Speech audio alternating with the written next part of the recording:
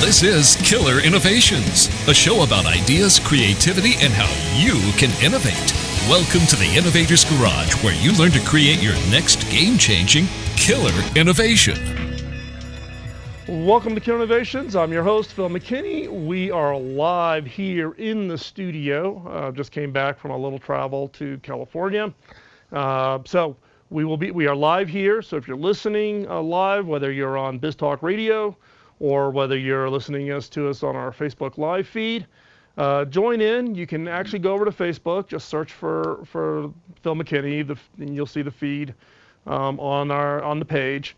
And you can ask your questions right there. We will attempt to take your questions today in the studio. We'll answer those as we go through today's topic. Today's topic is around innovating inside of large organizations. Now, there was a podcast I did a while ago. It was basically me on a little bit of a rant around a comment that a researcher at Accenture had made about that innovation in large organizations just doesn't work. And look, I come from HP. I was the CTO there. I ran the innovation office, and I just had a few comments about it. I got a little bit on my soapbox, so I get the right, since it's my show, that I can vent every once in a while. So you can go back and listen to that and kind of get that perspective if you happen to miss that show. But in the meantime, even before that show, before I even did that show, I had gotten contacted by a longtime listener, Bradley Matthews, and Bradley had written an article over on LinkedIn. And so I've asked Bradley to join the show today. So first off, Bradley, thanks for taking the time out on this Sunday. It's always, I appreciate it when guests take the time off their weekend off to join us here on the show. So thanks for joining, Bradley. Thanks. Really, really excited to be here. And so Bradley actually is an innovator inside of a large organization, in this case, U.S. Bank, but not with the direct responsibility for innovation, but as part of a line function, but being the one that is trying to innovate inside of large organizations. But before we jump into that and your this particular LinkedIn article, which got us connected, give the audience a little bit of background on yourself. So what is your background, and how did you eventually end up at U.S. Bank?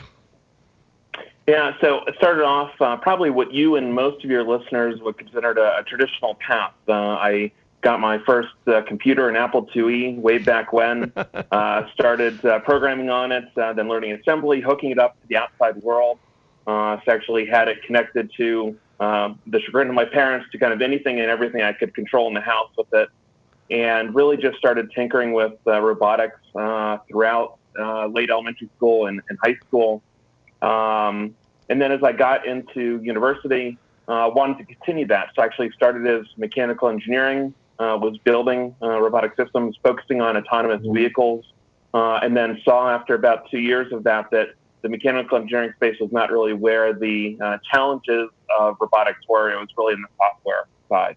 So switched majors, studied computer science, and really focused in on the autonomous vehicles, and then did some research with the defense contractor in the DC area doing SBIR work, the Small Business Innovator Research, working on distributed AI manufacturing systems.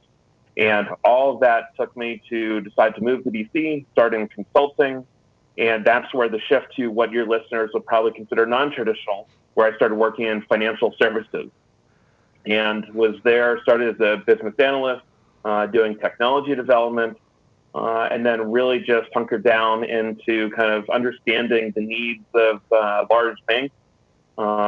Shifted from there to American Express, was sales engineer there, then led product, did a stint at a startup, a little stint at a nonprofit, and then I've been here at U.S. Bank for 3 years, where I'm now focused on product, marketing, partnership, strategy for anything on the payment side.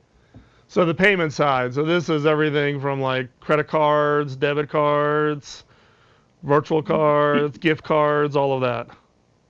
Yeah, it's really all that focused on the corporate side, commercial side. So It's not really on the consumer, but anything that helps other companies pay for whatever they need to run their business, both direct and indirect expenses, flows through our payment product.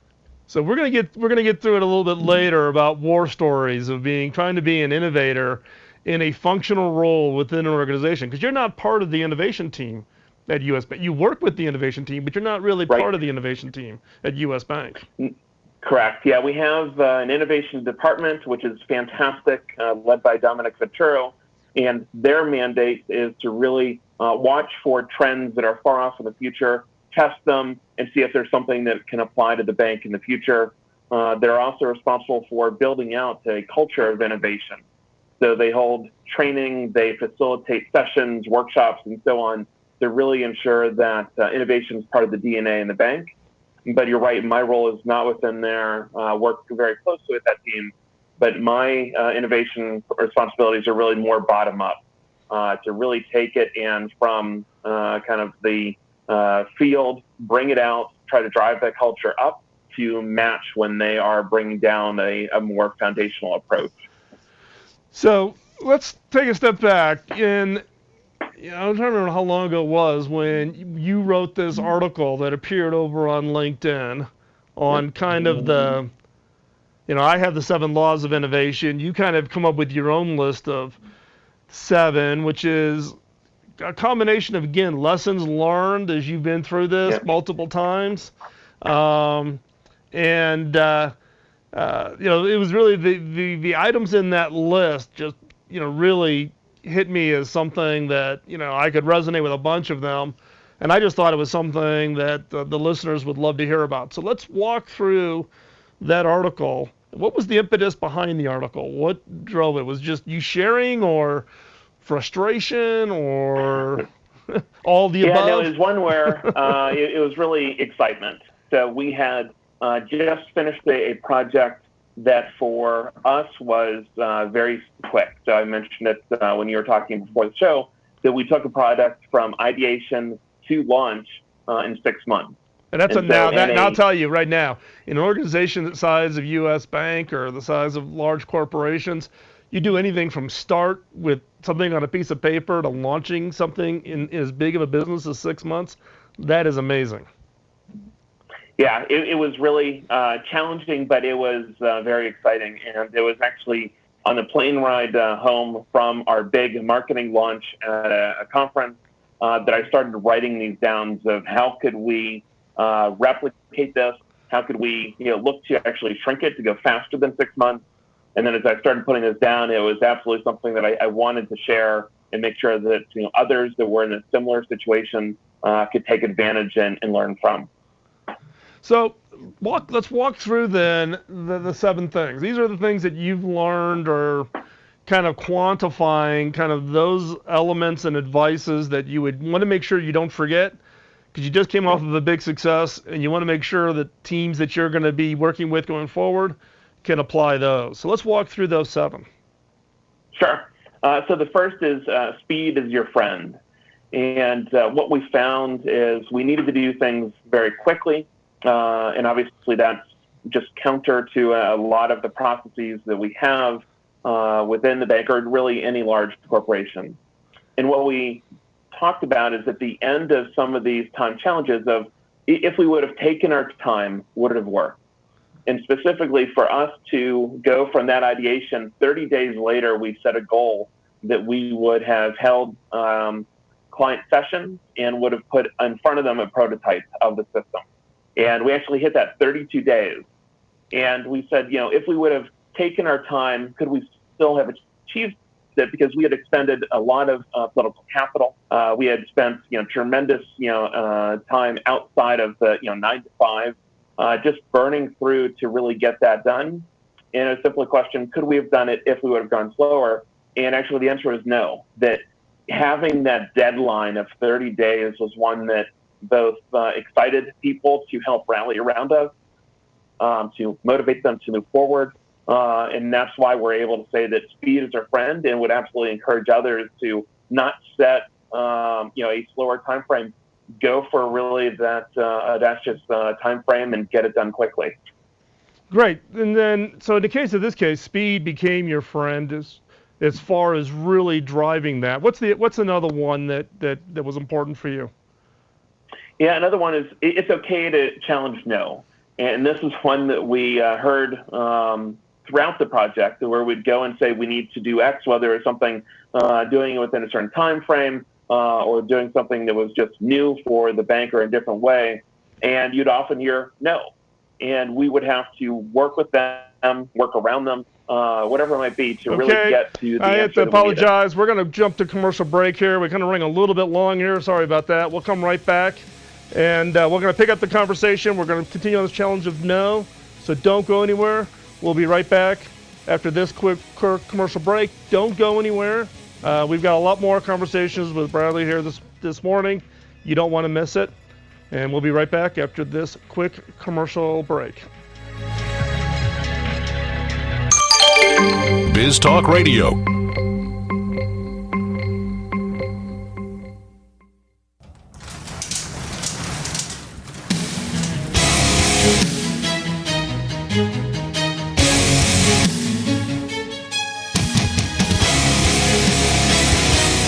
This is Killer Innovations, a show about ideas, creativity, and how you can innovate.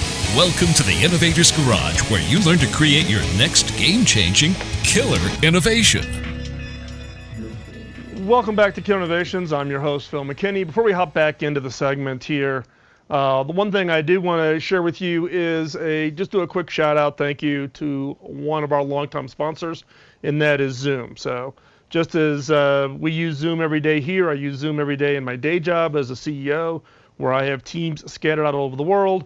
Zoom has been a longtime sponsor of the show. It's the technology we use here in the studio that allows us to bring the guests from all over the world to come into the studio and share their knowledge and expertise with you, the listeners.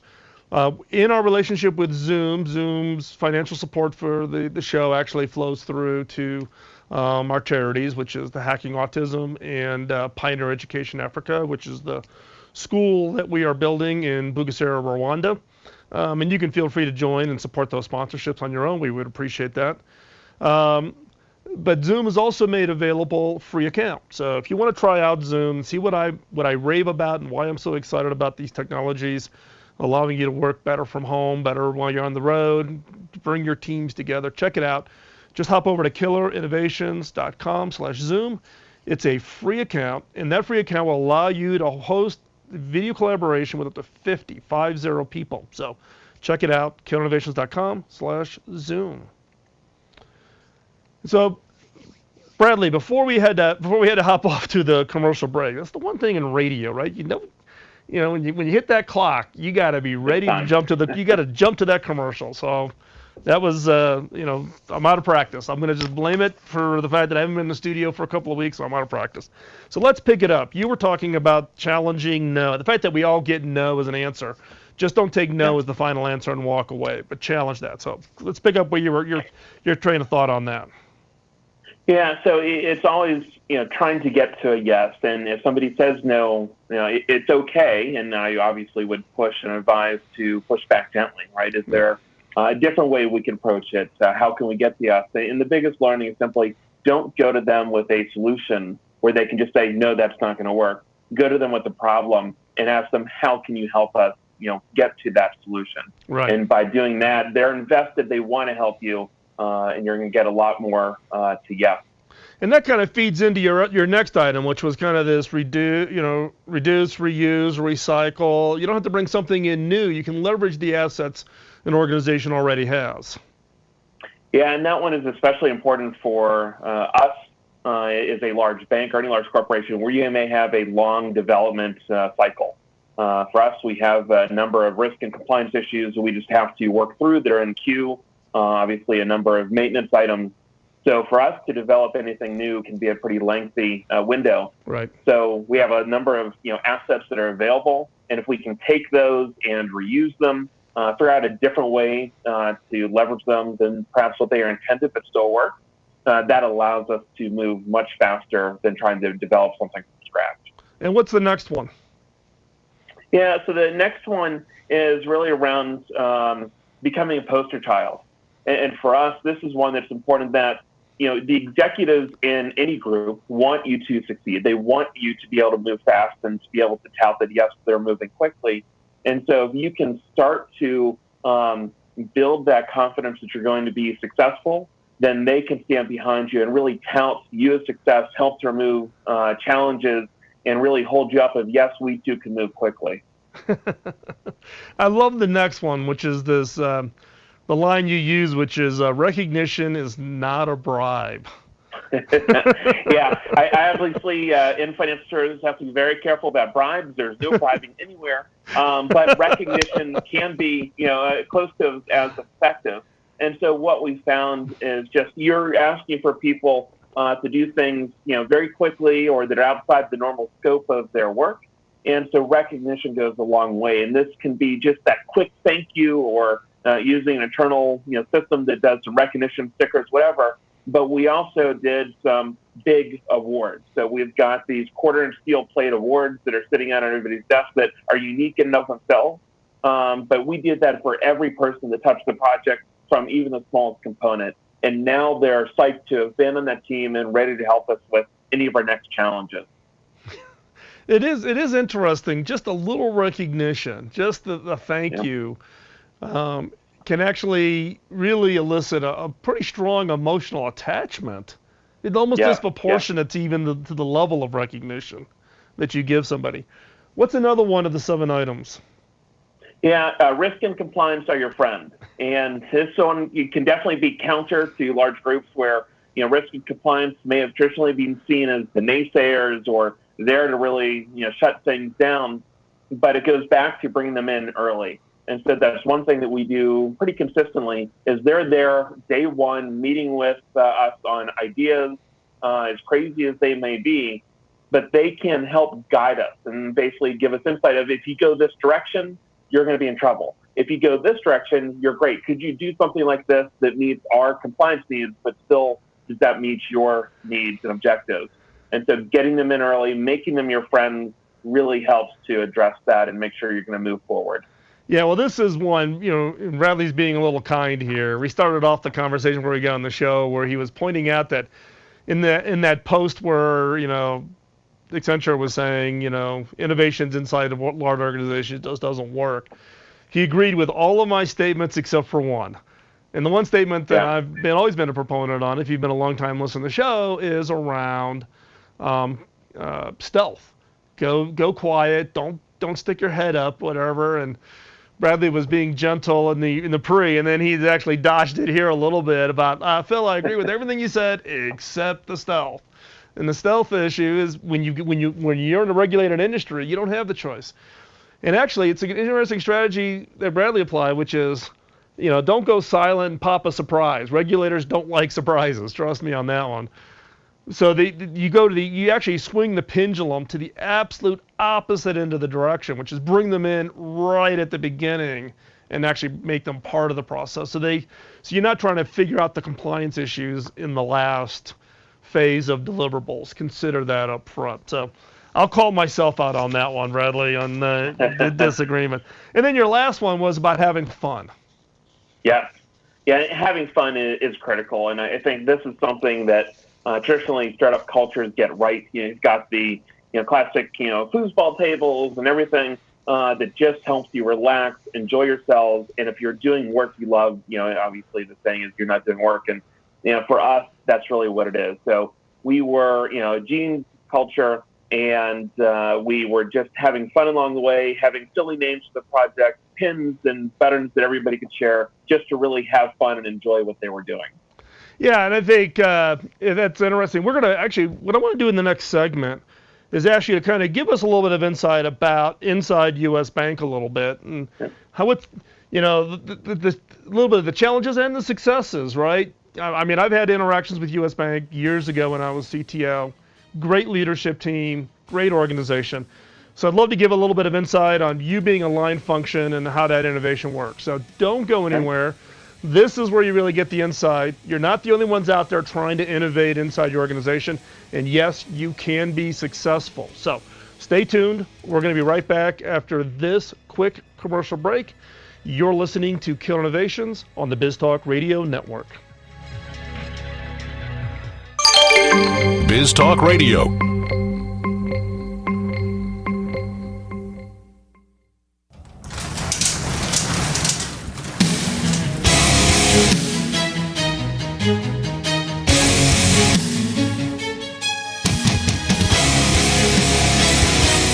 This is Killer Innovations, a show about ideas, creativity, and how you can innovate.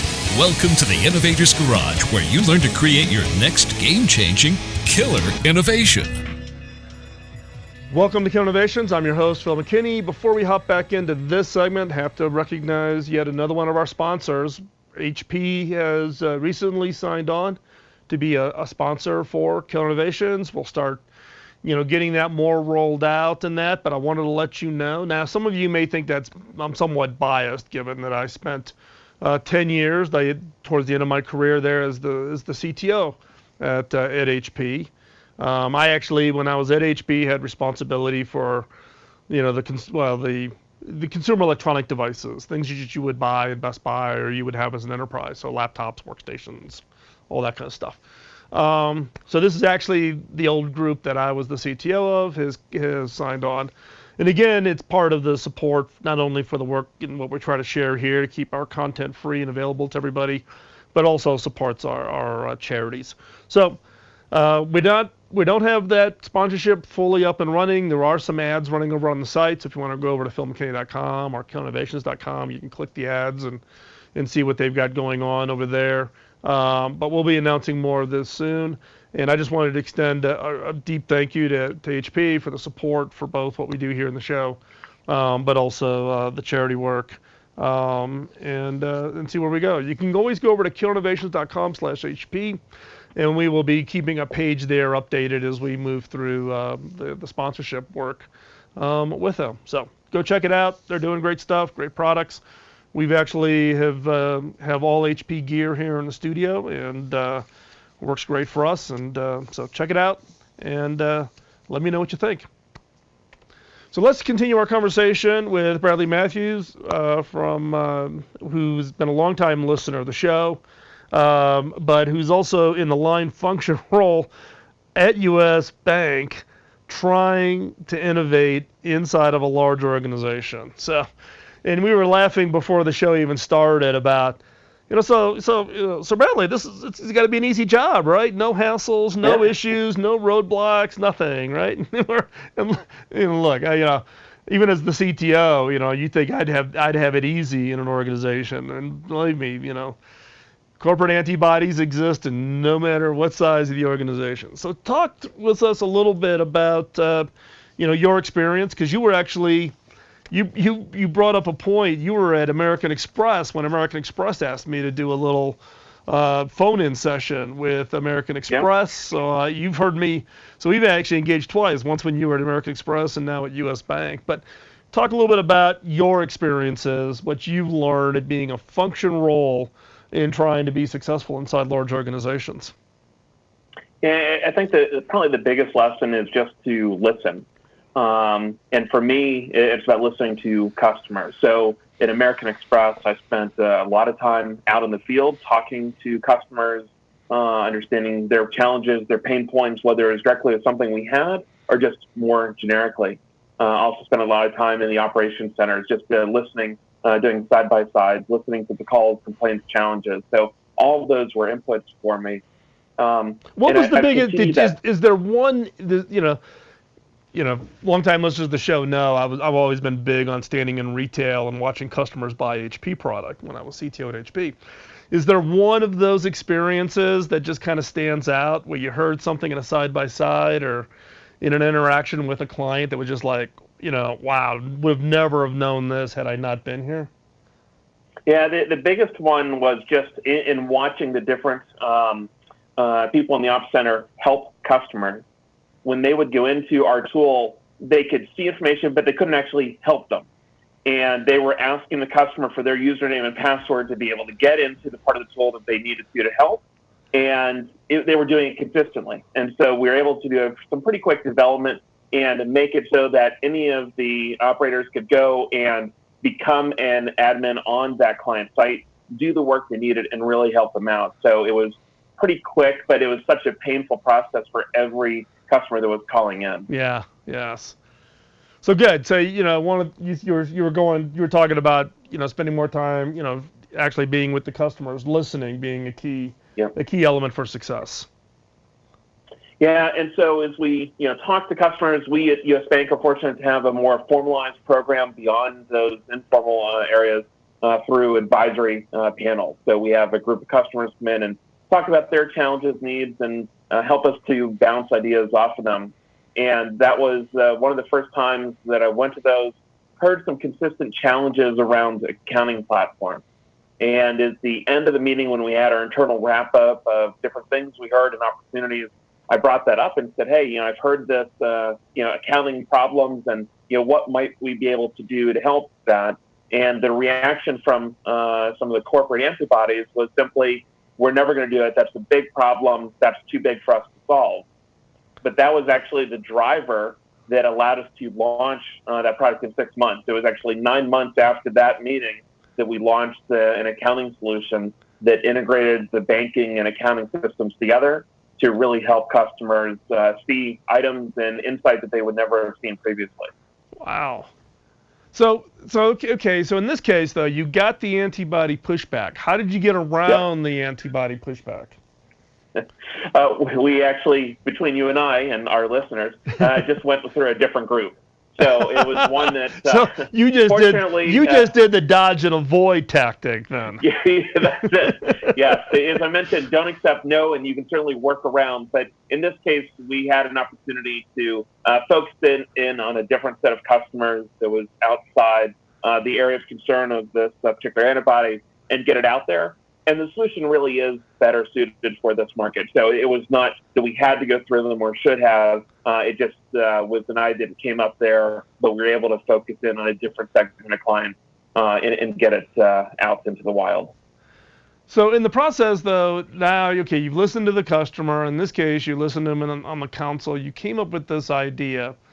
You kind of got around the antibody by by working with a group that was more closely aligned as far as achieving the success. What other challenges did you run into in getting this project done in such a short period of time? Yeah, one was funding, and I think you've talked about that a little bit of try to have a whole separate process to get funding, and as you've talked about, going through a normal CapEx type process can take months, years to get that through. We are very fortunate to have partnered with our innovation group and an outside sponsor to actually get it funded and out the door. So we were able to do it with getting really zero internal dollars and really leveraging those with others and just getting them on board to help us go. And that's an interesting point. I mean, one of the roles, probably one of the biggest roles that the innovation team at HP did was not so much the projects. Projects are always important. But the fact is we had unallocated dollars. We had dollars sitting in our budget trying to find projects. And it didn't matter where in HP that project was. So the joke was I was Santa Claus. I was under the table kind of funneling projects that their managers didn't even know was being funded, type of thing. But to have enough availability of unallocated dollars in an organization becomes incredibly helpful on these things. Absolutely. Otherwise, you got to wait till the next budget cycle, which could be a year away, depending on when the idea comes up, to when if you have to go through a traditional budget approval exercise. So you said you went outside, though. We did. Yeah, so we have some really good partners just being in the bank and the payments world. And as we have partners that rely on us heavily to make money from us succeeding, they were able to partner with us and say, yep, if we can grow your share and grow our business together, then we're here to help you. Wow, that's interesting, because most large enterprises, the concept of even thinking about an outside funding for what would be viewed as an internal program, that's definitely not that's not seen a lot. I haven't seen it very often. Usually you're running around doing the passing the hat thing. Yeah, no, I'm not shy to ask for money. Anybody will tell you that. I'm there to take any penny you have free. No pride of begging, right? It's no.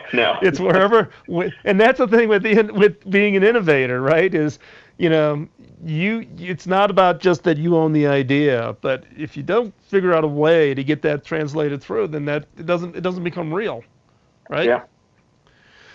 So that's great. So here's what I want to do. We got to take another quick commercial break here, but when we come back, what I'd like for you to do, Bradley, is to kind of give the listeners two pieces of advice. You're living it every day as an innovator in a line function in a large organization and being successful at it.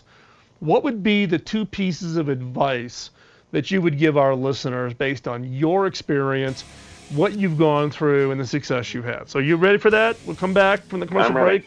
Bradley's gonna share his two pieces of advice. You are not gonna want to miss this. I haven't heard them, so I'm gonna hear them too when we come back. So stay right there. We're gonna take this quick commercial break, and when we come back, Bradley's going to give us his piece of advice. You're listening to Killer Innovations on the BizTalk Radio Network. BizTalk Radio.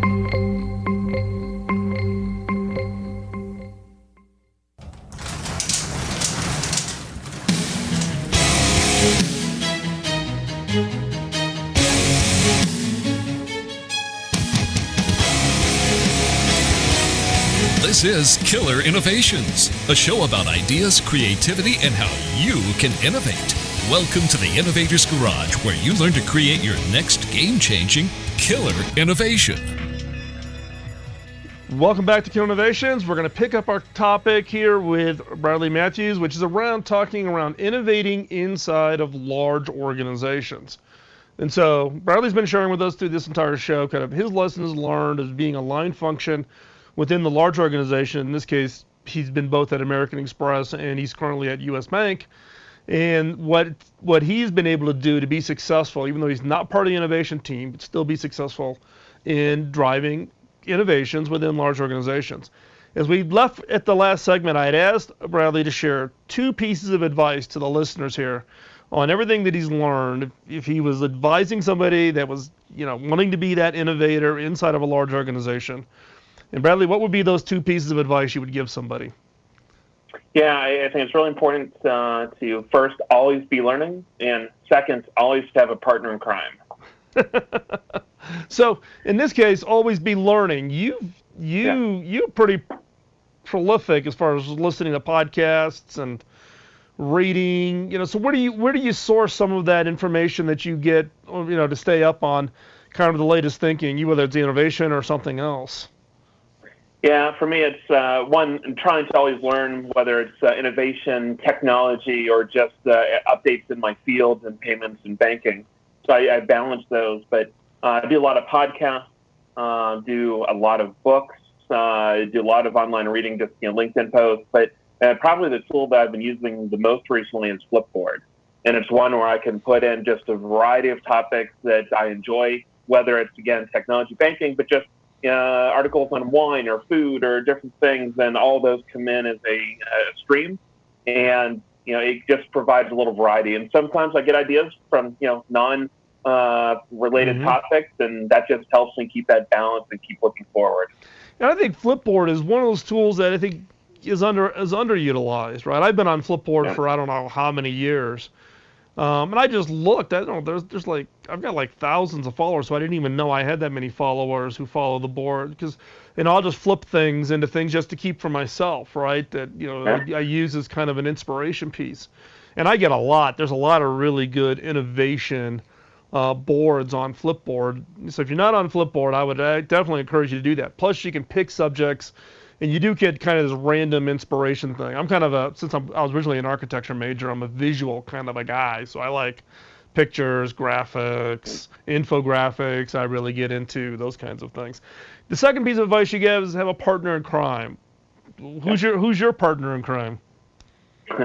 Yeah, so currently is a gentleman on my team, Tori Passons, and he and I really started at the bank together. And it's one where we have similar approaches to things, but a lot of times different ideas. And I think that is the perfect partner, is someone who understands where you're going, how you might get there, but might question the specifics of it. And then it's a healthy debate, which really adds significant value to you when you're at the end of the game. And I think this is another important point. If you are by yourself and you're trying to be that innovator in a large organization, you will become extremely frustrated. You need somebody else that's kind of, one can be there to support you, and you can support them with their ideas as you work through the process. But having somebody that you can bounce ideas off, when you run into the corporate antibody, you can do a little double validation. Is the idea still good? Are we off base? Are we heading the wrong direction? I get a lot of emails from people that are just kind of lone wolves, inside of an organization. And I've been fortunate that I've never had that. I've always had small teams or individuals or mentors or somebody that can provide a little bit of that support structure around it. And so I think that is great advice. That is great advice. So, any other advice that you would give? You've given your two, and I think those two you just crushed it with those two. Yeah, I mean, I can throw in a third, and that's simply to listen. And that's one thing that I find, whether it's with my team or others, right? If you are going and talking, you're not listening, you're not learning, you're not hearing other ideas. So I try to spend as much time as I can listening, asking questions that might take them in one direction or another. But that would be really the third to round it off, is if you've got that partner in crime, you have the right ideas and right insights, listening is going to win the day. Yeah, and I think listening is one of those skills, because a lot of innovators get so excited about their ideas, they're busy pushing it out versus really being quiet, listen to that feedback, listening to what the ultimate group or organization that gets the benefit. Bradley, I want to thank you for your time today, for coming onto the show. Thank you. Great insights and a clear proof point that yes, large organizations can innovate and have an impact and be successful. If people want to follow what you're doing, what's the best way for them to find what you're working on? The best is really on LinkedIn. Just Bradley O. Matthews on LinkedIn. Great. We'll have that link up on the show notes so that you can follow Bradley and what he's doing and see how he does it over at US Bank. But here's the proof point on the fact that you too can be that innovator within your organization. And don't let it get to the point where you just throw that towel in. You can be an innovator within your organization, no matter what that size is. So, and that's really the role of this show, is for us to help you. And we've been doing this for 13 years, so there's lots of content back in the archive over at killerinnovations.com. You can also, I publish a weekly article on innovation, creativity, leadership over on my blog, which is at philmckinney.com. So you can check out those two sources to keep up to date, at least on what we're working on, what I'm working on, what I think is important, and tools and methods. All of our content is available for free, so you can hop over and take advantage of that. Also, if I could ask one favor, could you hop over to iTunes? You just give us a quick rating on the show. It is important. It helps people become more broadly available of the show, and that helps us. And it also helps reward our sponsors who provide the means for us to keep the content for free, but that money they pay us actually goes through and supports our charities, both hackingautism.org and pioneer.education. For Pioneer Education Africa, the school that we are building in Africa. So go check those out. And again, I do greatly appreciate you listeners taking your time out to listen to the show. Love to hear your feedback. Drop me an email, phil@killerinnovations.com. And with that, we're going to wrap up this week's show. We will be back here live next Sunday, so join us on Facebook and give us your thoughts, give us your feedback, ask your questions. We answer them live during the show. So with that, have a great week. Talk to you later. Bye-bye.